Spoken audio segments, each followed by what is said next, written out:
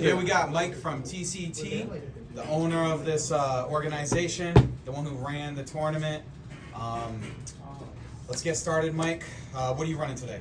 Today it's very interesting. I've been playing Generaider. I've been playing Generaider for the past year, and I switched from playing 3 years of Pendulum.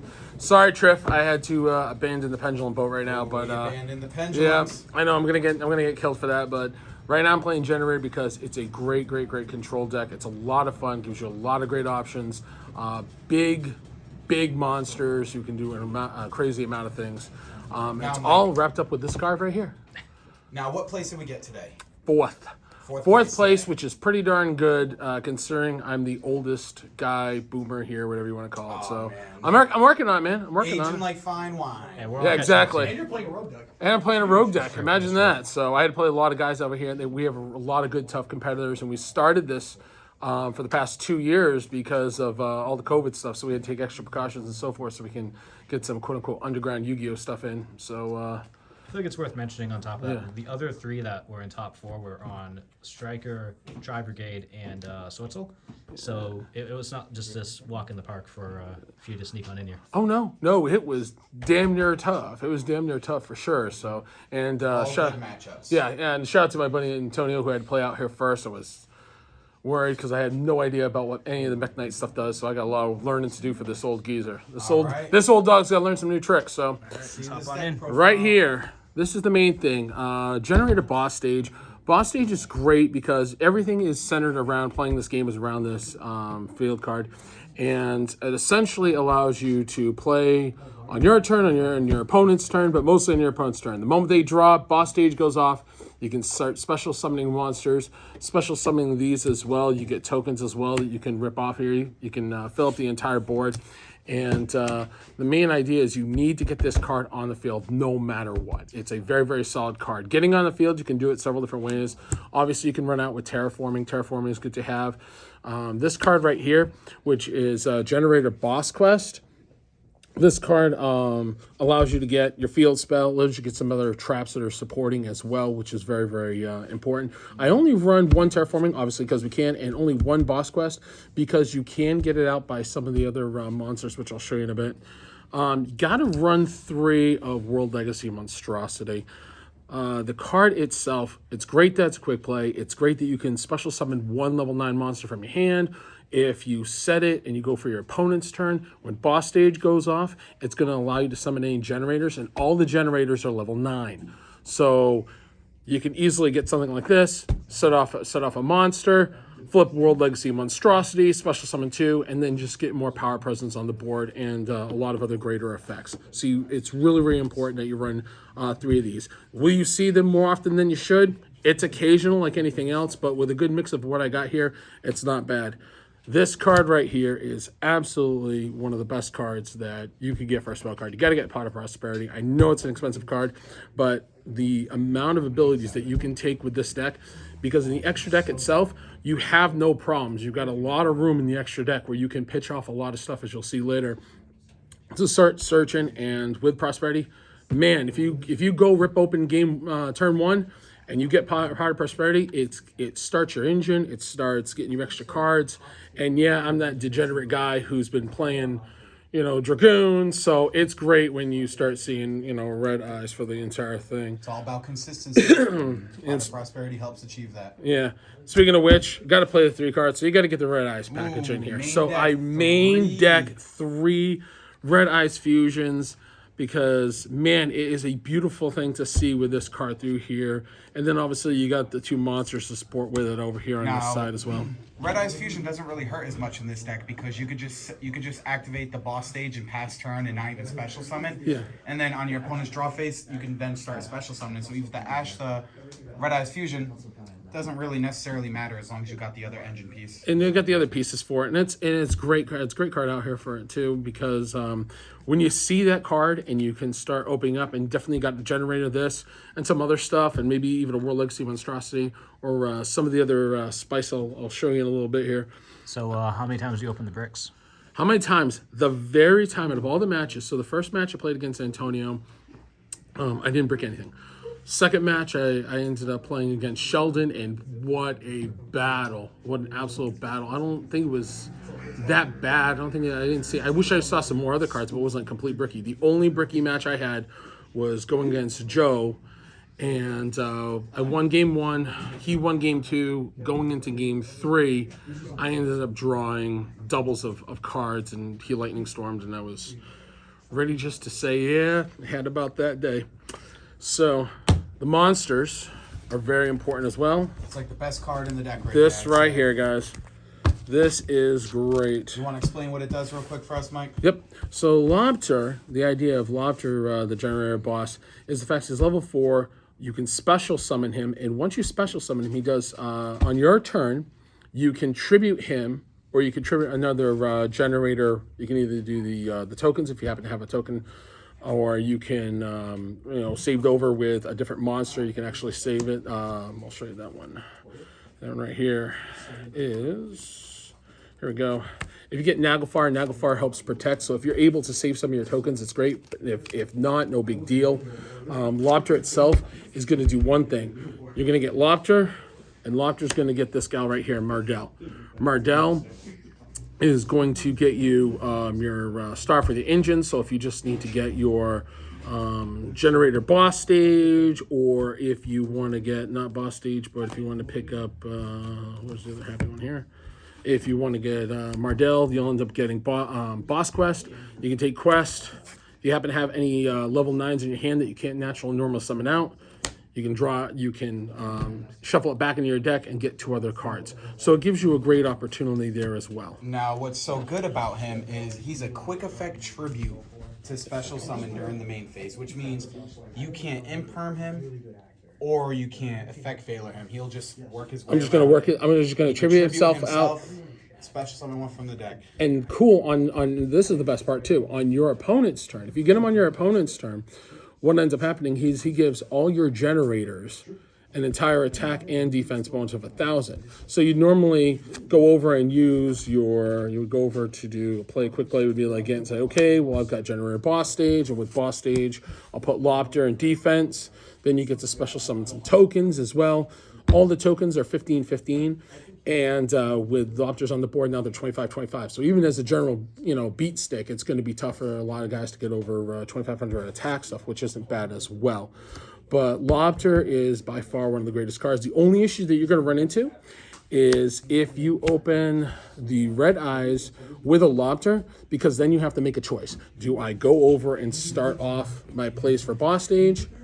Or if you have boss stage in your hand, then go into Red Eyes Fusion. If you don't, then you're going to obviously have to start your engine somehow, and this is the best way to pick up and start the engine. That's definitely what I would imagine through here. Best part I said about generators also is with their abilities. You've got a couple one-ofs over here. There's Naglfar, Hela, Devolgus, Ungarda. These right here are phenomenal cards. This one protects you against if any monsters are going to get destroyed. So if you're worried about putting a big board and all of a sudden, you get your Dragoon out, you get this guy out, and they're going to say Lightning Storm your front, you can just pitch off a generator token and save everybody. Hela is great too. These right here, this is a quick effect, this is a quick effect, this is a quick effect, this is a quick effect.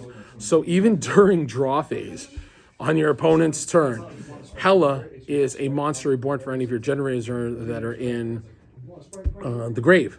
So if you had to, you can get out your generator, get out Hela, get your tokens. At the end of that resolution, pitch a token, get whatever else you have in your grave and make it work. The Vulgus is something I've newly put in.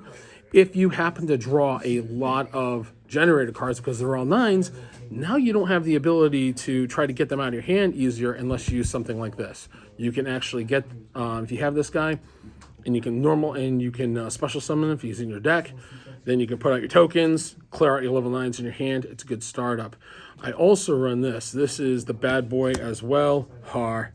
He's an Omni Negate. If your opponent happens to draw anything past their draw stage, you put a card in their hand. It allows you the ability to They have to pitch a monster either from their hand or their field to the grave, and that's good for disruption right there, especially if their hand is tight and they really, really need something. It's also an omni-negate. You can end up pitching 2 of your tokens or 2 generators, and it can omni-negate and destroy as well.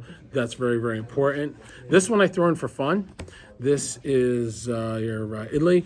Because of the fact that she might not have a lot of high attack and defense for a level 9, but the ability that if you end up running your World Legacy Monstrosity and you pull out your other monster with Mardell, and she's a light. Now, there you go. So if you end up doing this, she's on board, you use this on her, you can get 2, and then you can go into other plays where you can either get more of your generators out. So if you want to make Anaconda, or if you want to make a rank 9, you're more than welcome to. And it gives you a lot of great opportunities as well through here. I run traps. I was never a trap guy. I never learned the power of traps until my good friend Tim said, you should run traps. So for traps, generators have 2 main ones that I use. They have another one as well. But the most important ones right here are Boss Room and Boss Fight. Boss Room is a continual trap. So if you flip it up and you have to pitch a card in order to activate it, do a full activation. So if someone says they're going to ash you on something, you pitch your card, use Boss Room's effect, it changes the ash into both players draw 1 card. So depending on what you want to draw for that, which is great, plus it also stops them and a lot of stuff goes through. Generator boss fight, it's used to recur your boss stage. So if your boss stage is in the graveyard, or if you don't happen to get it off of anything else, you can actually flip it over, activate boss stage. Boss stage goes off because they'll have to draw a card, and then you can start your entire play and start it up again. I'm also running 2 Ice Dragons Prisons. I didn't actually see this a lot today, but I ended up having to sub it out. I only saw it once, and unfortunately, it got destroyed through Cosmic, so I didn't have an opportunity because he didn't have anything else off of there. But it is a great card to use and a good staple card as well. I see 2 of it because, hey, it's not bad if it's there. The part of traps, I love Floodgates. 3 summon limit. 3 TC boo. Why? Because you can. And the fact that you can summon on your opponent's turn and summon limit, you just wait until you get everything set up. And then once they drop their second, flip it, call it a day. TC Boo, I know Ross plays this one. First time I ever remember playing him at all in any of our any previous weeks and matchups and stuff like that. I'm like, oh, I'm going to drop this on. It's going to mess him up. And it didn't. He actually runs it. So if he's running it, it's a good card. I can run it too, and it does stop a lot of people, and they're not expecting it. The only issue I had was playing Joe in Game 3. I ended up drawing 2 summon limits and 2 of another side card that ended up catching me. Yeah, it's all right, buddy. It's all right, son. We'll fix it. And then for the last 3, my only hand trap I run out here was Effect Veiler. So I do run it. It's phenomenal. No ash. Going with the Effect Veiler? I'm going with Effect Veiler. Do you know why? Because it's a tuner. And it's also, so a lot of people say, well, what are you going to use for it? Very, very simple. So we all know what Effect Veiler does, but having that level 1 tuner when you have a level 9 is very easy when you want to make Baron. Okay, so now, if you end up getting something like that, you can also make Baron and go into some place. I didn't have the opportunity, and I don't think I really even saw Effect Veiler, I think once during Game 1 against Antonio. I mean, with all the room in your extra deck, you could just make anything out of something. I can make anything out of anything. So you got that. I also run a couple other cards. I run the Jormungandr. He's there as backup. I can make him to some of the plays. I usually mostly use this guy as fodder right now for when I do a lot of prosperity. But if I have to make a level 9 and start pulling cards out of somebody else's hand and make them draw, and to add cards to get this guy big, he can add up pretty darn quick, and he can get a lot of materials. I can actually, in the beginning of this, if I use him with your World Legacy Monstrosity, I can get 3 materials under him, then I can get a 4th material on him, And then with the fourth material, if I can go into attacking, now I have 4 materials, and now I've also got a Zeus if I can decide to go into a Zeus. So now I can get 2 Zeus. It's a Zeus target. It's a Zeus target out for it. 9 Lives Cat is very interesting because it can grab anything out of the grave for my level 9s, and they're not destroyed by, they can't be destroyed, so that's not a bad thing. Mostly fodder. Number 9, Dyson Sphere. Fodder as well, but if like I said, it's always good to have a couple rank 9s if you need to. And Fantrack Earth Slicer, that is a very, very cool card. The fact that you can just get rid of 2 materials and destroy 2 cards in the field isn't bad at all. And 3,100 attack, that really does a lot. This one right here was the game winner against my buddy Antonio to get to 4th place. He had a monster on board, and I couldn't get over it, so I had to use this. Actually, was it against you? No, it was against you, Joe, I think it was, right? Yeah. It was actually against Joe. That's it. Sorry about that. It was to banish level 10 Swordsol. Yeah, it was bad. new What did I do? Did I get this on you too, Antonio? What was the one I did for you? Did I get Fortress on you?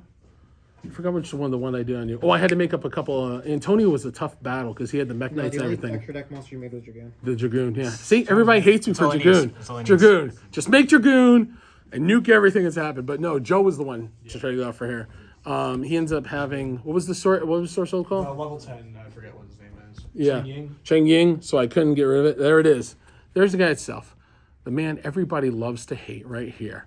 And I love Dragoon, and I hope it never, ever gets banished. Can you explain what Dragoon does? Just kidding. I'm so glad you asked. It gives people headaches, and it makes them want to jump off bridges. So yes, it's terrible. But you can't make it. Sometimes if you don't get your red eyes, you got to get your fusion card. You got to get with this guy right here too. What does that card do? Oh my gosh. Playing. It just takes dumps. It just does. I got IDP here as well. It can be used for fodder, and obviously if I have to start jumping into a couple other things. I started adding this as well. Luna, yeah. The light? The light one, because just in case somebody happens to make something, I had no idea what we're going to be going up against. But if I could actually make this and I could pull something from the grave, that starts working because it's a spellcaster. And with the third one, then I can go into Selene. Like Valor or Light's Ecclesia. pretty good. Light's Yeah. pretty good with Sword Soul. So. Yeah. And what's cool about, obviously, with Selene, you can, you just need just to get a couple counters on here, and she pulls that spellcaster. Speaking of that really awesome spellcaster right there, then you pull this thing back and call it a day. So that's pretty good. I also run one of these. Yes, it is the ulti. I mean, like it. I like it. Sexy. Level 9s, right? Right. The money. See, I made it work out here. So Hey. the gotta have BLS because if you got the level 9s and you can crush it, it's just a very, very devastating card as well. What about the Starlight Dragoon though? The Star Dragoon, one day, son, one day I'll get that. It's coming in the mail. Better be. Yep. I'll be here. The Appaloosa, we use for the gates, and also for access code because you can jump into that with Selene as well. As far as my side deck is concerned, Lightning Storm, by far, you need it in this day and age. Everybody went with some notes with some evenly matched. I went with evenly matched as well because with Generator, it's a lot of times I don't have to go over if I'm going second. Let them do whatever they want, go into battle phase, try to banish everything they can, and I'll make my board because I want to play on their turn anyway. The imperms are absolutely a must as well. I can't even stress it enough. This right here, notice everybody's starting to side this card out here, getting the old Wind Kaiju just in case, because Lord knows. And if I run 3 of it, because hey, if I do happen to draw 2, great, I'm going to place one on your field, I'm going to place one on my field, I'm still going to be able to go off. And this thing almost, kicked me in the butt.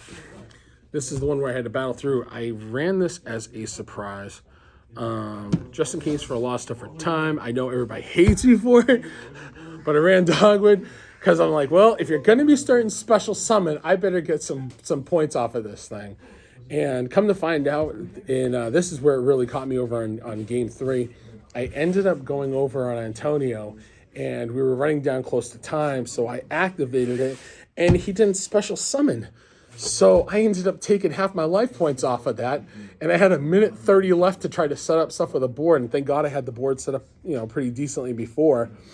And I ended up drawing that World Legacy Monstrosity. I got to get 2 and start making something out of it. and then going into battle was a major thing. So the deck for Generator, it's a fun deck. It is complete. It is you can be very, very competitive with it, and it's also just a great fun control deck to play.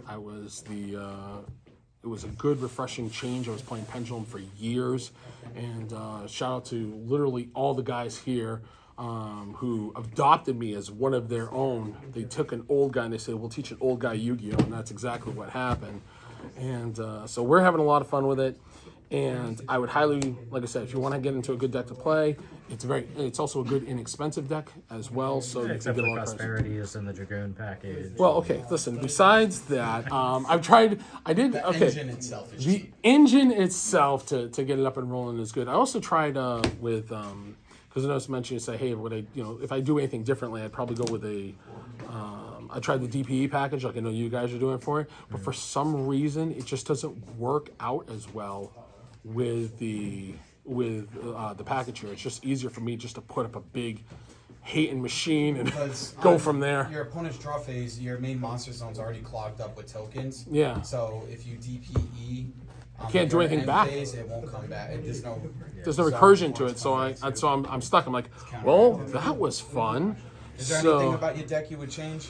the only thing about the deck I would change, obviously between the side, I would definitely be a little bit more cautious with obviously not using that Dogwood card anymore. That would have really got me, and start putting a couple, some other different cards in there, or maybe running some new bureaus and stuff.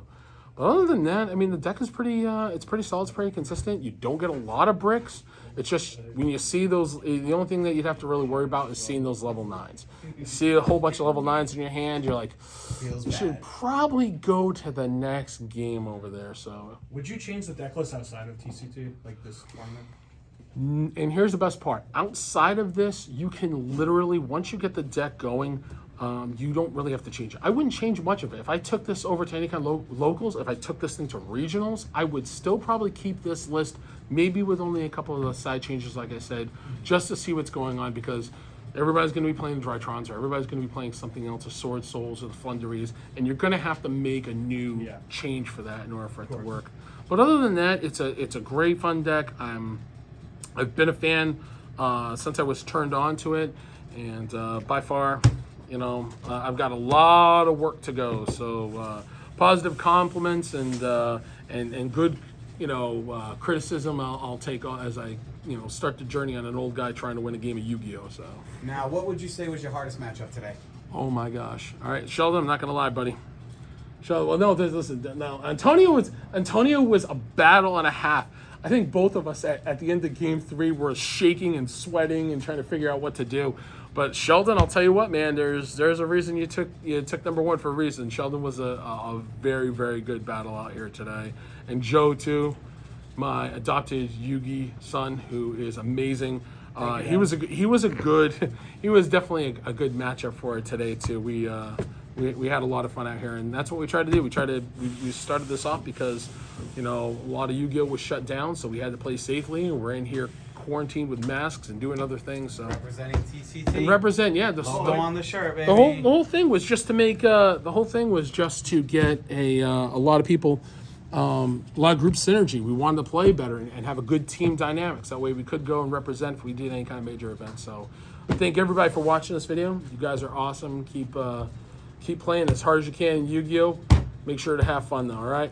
Thanks. Congrats, Dad. Thanks.